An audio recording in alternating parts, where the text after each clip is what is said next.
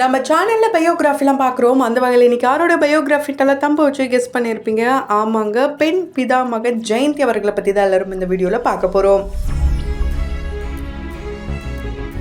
இவங்களை பற்றி பார்க்கறதுக்கு முன்னாடி இது வரைக்கும் யாரெல்லாம் நம்ம சினி சமூகம் சேனலை சப்ஸ்கிரைப் பண்ணலையோ அவங்க எல்லாரும் மறக்காமல் சப்ஸ்கிரைப் பண்ணிட்டு பக்கத்தில் இருக்க பெல் ஐக்கனையும் மறக்காமல் ப்ரெஸ் பண்ணிடுங்க. பிதாமகன் படத்தை நம்ம எல்லாருக்கும் ரொம்ப ரொம்ப பிடிக்கும் அப்படின்னே சொல்லலாம். இதில் ஒரு பக்கம் சூர்யா அவர்கள் ஃபன்னாக நடிச்சிருப்பாருன்னா, இன்னொரு பக்கம் வித்தியாசமான ஒரு ரோலை எடுத்து செம்மையான ஒரு பர்ஃபார்மன்ஸை கொடுத்துருப்பாரு நம்ம விக்ரம் அவர்கள். அதனாலேயே விக்ரம் அவர்களுடைய one of the best movie and best performer அப்படின்னே சொல்லலாம். என்னதான் அவர் நல்லா பர்ஃபார்ம் பண்ணாலும் அது ஒரு ஆக்டிங் தான். ஆக்டிங்காக இருந்தாலும் இன்னொரு பக்கம் இதையே ஒரு தொழிலாக எடுத்து ஒரு பெண் இந்த அளவுக்கு சாதனை பண்ணிட்டு வராங்க அப்படின்னா அது ரொம்பவே பெரிய விஷயம்தான், பாராட்டுக்குரிய விஷயம்தான். அந்த வகையில் ஜெயந்தி அவர்கள் கிட்டத்தட்ட 12 வருஷமா மின் மயானத்தில் ஒரு ஆப்ரேட்டராக வேலை பார்த்துட்டு வராங்க. இவங்களுடைய பின்னணி, இவங்க எப்படி இந்த தொழிலுக்கு வந்தாங்க, இவங்களுக்கு கிடைச்ச விருது, இது எல்லாத்தையுமே தான் தொடர்ந்து இந்த வீடியோவில் பார்க்க போகிறோம். அண்ட் இவங்களுடைய அனுபவங்கள் முக்கியமாக இதில் பார்க்க போகிறோம். மயானம் அப்படின்னு சொல்லும் போதே எல்லாருக்குள்ளேயும் ஒரு பயம் வரதான் செய்யும். அதிலும் குறிப்பாக பெண்களாக இருக்காங்கன்னா அந்த இடத்துக்கு போகாதீங்க, பேய் பிடிச்சிரும், இப்படிலாம் கூட நம்ம இப்போ வரைக்கும் பேச்சு வழக்கில் இருக்க தான் செய்யுது.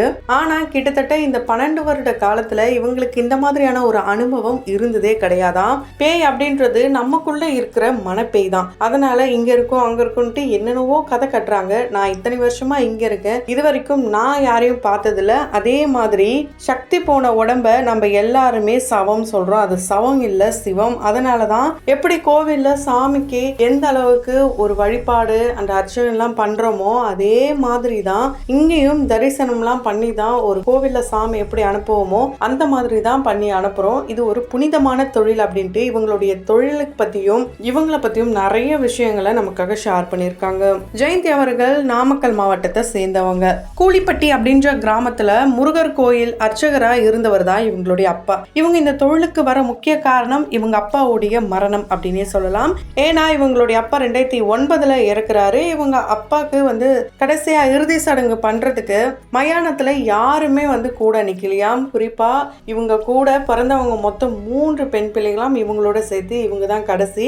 இவங்க கூட சித்தப்பா பசங்க பெரியப்பா பசங்கன்ட்டு 16 பேர் இருந்தும் யாரும் முன் வரலையாம் இறுதி சடங்கு செய்ய. அதனால இவங்க ரொம்பவே மனசு உடைஞ்சு போயிட்டாங்க. அதுக்கப்புறம் தான் இவங்களுடைய அக்காவோடைய ஹஸ்பண்ட் தான் இந்த சடங்கு எல்லாத்தையுமே பண்ணாராம். அந்த நேரத்தில் தான் இவங்க யோசிச்சாங்க, எதுக்கு பெண்கள் பண்ணக்கூடாது மாமா அப்படின்னு கேட்டப்போதான் பெண்களுக்கு பீரியட்ஸ் அப்படின்ற ஒரு விஷயம் இருக்கு. ஒரு செயலை செய்யும் போது அதை கண்டினியூஸா பண்ணணும். அதுக்கு இடையில இந்த மாதிரியான சங்கடமான விஷயங்கள் நடந்ததுன்னா சடங்கு பண்றது தடங்கலாயிடும். அதனாலதான் பெண்கள் பண்ணக்கூடாதுன்னு சொல்றாங்க அப்படின்ட்டு ஒரு விளக்கமும் அவங்களுடைய மாமா கொடுத்திருக்காரு. அதுக்கப்புறம் தான் இவங்களுடைய மாமாவே பண்ணியிருக்காரு. அந்த நேரத்துல இவங்களுக்கு இந்த மின் மயானம்லாம் கிடையவே கிடையாதாம். இந்த மாதிரி சூழல்ல தான் இவங்க இருந்திருக்காங்க.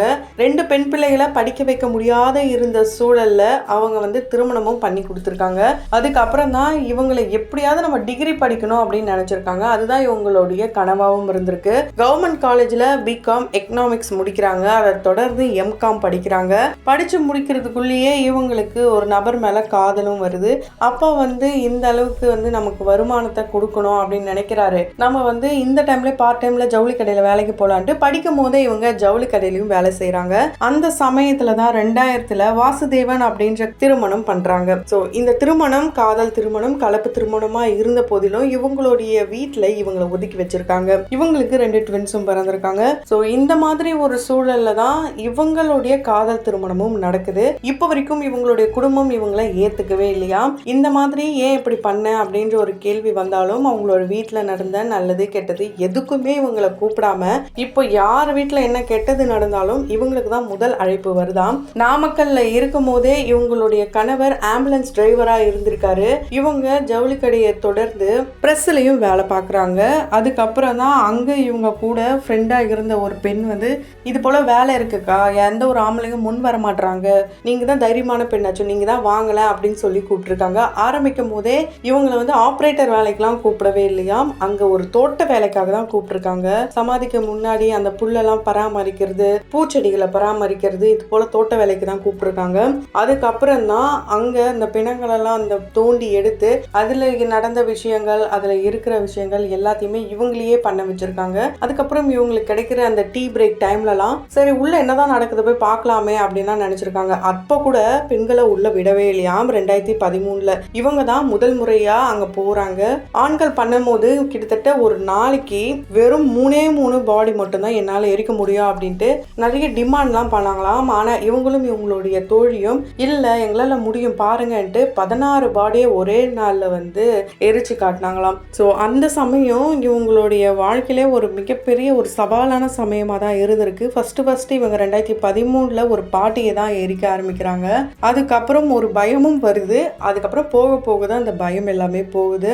இவங்களையே இறுதிச் சடங்கு அவங்க அப்பாவுக்கு பண்ண விடாம பண்ணாங்க. ஆனா இவங்க மூலயமா இப்ப பல பெண்கள் கிட்டத்தட்ட 500க்கும் மேற்பட்ட பெண்கள் அவங்களுடைய வீட்டுல யாருக்காவது ஏதாவது நடந்து இருந்ததுன்னா அவங்களுக்கே வந்து இறுதிச் சடங்குலாம் பண்ணியிருக்காங்களாம். அதுக்கு காரணம் இவங்க தானா. 10,000 பிணங்களை இது வரைக்கும் இவங்க எரிச்சிருக்காங்க. நிறைய பேருக்கு அந்த எமோஷனலான டைம்ல இவங்க ஒரு மாரல் சப்போர்ட்டாகவும் இருந்திருக்காங்க. ஒரு பாடி வந்து மெடிசன் ஃபுல்லா இருக்கிற வரைக்குமே எடுத்துட்டு இருந்தாங்கன்னா அந்த பாடி எரியறதுக்கு கிட்டத்தட்ட 1.5 மணி நேரத்துக்கு மேல ஆகுமாம். நார்மல் பாடியா இருந்தா சீக்கிரமாவே எரிஞ்சிடுமாம். கோவிட் டைம்ல இது வரைக்கும் இவங்க பார்க்காத ரொம்ப அதிகமான ஒரே நாள்ல நிறைய பிணங்களை எரிக்க வேண்டிய சூழ்நிலை வந்துதான். அந்த நேரத்துல மயானத்துக்கு பேரே மயான அமைதி இல்லாம போற அளவுக்கு அவ்வளோ கூச்சல் கத்தல், இவங்க ரொம்பவே வந்து மனசளவுல ரொம்பவே பாதிக்கப்பட்டிருக்காங்க அந்த நேரத்துல. அதே மாதிரி இவங்களுடைய வாழ்க்கையில மறக்க முடியாத ஒரு தருணம் அப்படின்னா அது ஒரு குடும்பம் ஜவுளி கடைக்கு போயிட்டு ரிட்டர்ன் வரும்போது ஒரு அப்பா அம்மா மகன் மகள் இந்த 4 பேரும் ஒரே நேரத்துல ஆக்சிடென்ட்ல இறந்திருக்காங்க. அந்த 4 பேரையும் சின்ன சின்ன பசங்க 2 பேர் இருந்ததுனால உள்ள கரெக்டா அந்த ஃபிட் பண்ண முடியலையாம். அதனால அம்மாவையும் மகனையும் ஒன் டைம் வந்து எரிச்சிருக்காங்க. அதுக்கப்புறம் அப்பாவையும் மகளையும் ஒரு டைம் போட்டு எரிச்சிருக்காங்க. அதுக்கப்புறம் அந்த ஒரு சாம்பலை தான் அவங்களுடைய வீட்டுக்கே கொடுத்துருக்காங்க. இது போல கூட சில விஷயங்கள் நடந்திருக்காம். ஸோ எல்லாருக்குமே தீபாவளி பொங்கல்லாம் இப்படி போனோம் அப்படி போனோம், இதை எடுக்கணும் அதை எடுக்கணும் இப்படிலாம் நினைப்போம். ஆனா இவங்களுக்கு தீபாவளி பொங்கல் இப்படி எல்லாமே இந்த மின் மயானத்துல தானாங்க. அதுவே இவங்களுக்கு ரொம்ப பெரிய சந்தோஷமா. ஏன்னா எல்லாரும் வீட்டில தான் சந்தோஷமா இருப்பாங்க. மற்றவங்களுக்கு நம்ம சப்போர்ட்டிவா இருக்கும் அந்த நேரத்துல கூட அப்படின்ட்டு இவங்களுக்குள்ள மன மகிழ்ச்சியும் இருக்காம். அதனாலே இவங்களுக்கு முன்னாள் முதலமைச்சர் மறைந்த ஜெயலலிதா அம்மா அவர்களுடைய கையால கல்பனா சாவ்லா விருதும் இவங்களுக்கு வழங்கப்பட்டிருக்கு. இப்போ ரீசெண்டா சேவை தேவதை விருது கூட வழங்கப்பட்டிருக்கு. இன்னொரு முக்கியமான விஷயம் என்னன்னா அங்க வர எல்லா பிணங்களுக்கும் ஒரே சடங்கு தானாங்க. அது எந்த மதமா இருந்தாலுமே இவங்க பண்ற ஒரே சடங்கு மட்டும் தான் பண்ணுவாங்களாம். இந்த பிணம் எரிக்கிறதுக்கு முன்னாடி அங்க ஒரு சிவன் இருக்காங்க. அந்த சிவனை வழிபட்டதுக்கு அப்புறம் தான் இந்த ஒரு விஷயத்தை இவங்க பண்ண ஸ்டார்ட் பண்றாங்க. அதனாலேயே இவங்களை பெண் பிதாமகன் அப்படின்னே சொல்லலாம். சொல்ல போனா இவங்களை ஒரு உண்மையான சிங்கப்பெண்ட்டு நிறைய பேர் கொண்டாடிட்டு வராங்க.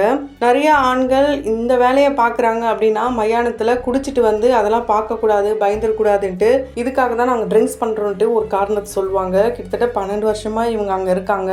அதே வேலையை தான் இவங்களும் பண்றாங்க. அப்படி இருக்கும்போது நாங்களாம் குடிக்காம தானே இருக்கோம். இதெல்லாம் அவங்களா ஒரு கற்பனையில ஏத்துக்கிட்டு அவங்களுக்கு ஏதாவது ஒரு காரணம் தேவை குடிக்க, அதனாலதான் அந்த மாதிரியான விஷயங்கள் சொல்றாங்கன்ட்டு அதுக்கும் ஒரு முற்றுப்புள்ளி வச்சிருக்காங்க. பிறப்புன்னு ஒன்று இருந்தா இறப்பும் இருக்கும். அதனால நம்ம இறக்கிறதுக்குள்ள ஏதாவது ஒரு சாதனை பண்ணணும்னு நினைச்சேன். இதை ஒரு சாதனையாகவும் சேவையாகவும் நான் பண்ணிட்டு வரேன் அப்படின்ட்டு இவங்க ரொம்ப பெருமையாகவும் சொல்லியிருக்காங்க.